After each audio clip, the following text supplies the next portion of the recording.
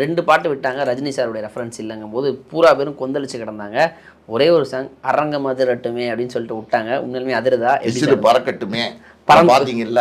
அதாவது இது பாட்டில் சொன்னாலும் சொல்லாட்டாலும் அரங்கம் அதிர தான் போகுது, விசில் பறக்க தான் போகுது, கிளாப் சத்தம் வந்து பயங்கரமாக அரங்கத்தையே அதிர விட தான் போகுது. ரஜினினாலே மாஸ் தானே. அந்த மாஸ் ரஜினிக்கு எப்போவுமே கிளாஸாக மியூசிக் போடுறது அனிருத் தான். நான் சொன்னேன்ல, இப்போ சாய் அபயங்கர் அனிருத் 2 பேருடைய ப்ராடக்ட்டும் அந்த பக்கம் கருப்பு இந்த பக்கம் கூலி 2யும் ஒன்றா வந்திருக்கு. மியூசிக் டேரக்டர்னு பார்த்தா அனிருத் வந்து என்றைக்குமே நான் மாஸ் தான் அப்படிங்கிற மாதிரி தான் அந்த பாட்டெல்லாம் போட்டிருக்காரு. அந்த வந்து பவர் ஹவுஸ் சாங் வந்து பட் பயங்கர ட்ரெண்டிங்காக இருக்குது. ரஜினியோட ரெஃபரன்ஸ், அதாவது வந்து தளபதி ரெஃபரன்ஸு, அப்புறம் பார்த்தீங்கன்னா இதுக்கு முன்னாடி உழைப்பாளி ரெஃபரன்ஸு, தீ ரெஃபரன்ஸு, இன்னும் பல ரெஃபரன்ஸ் வந்து இதில் காமிச்சிருக்காங்க.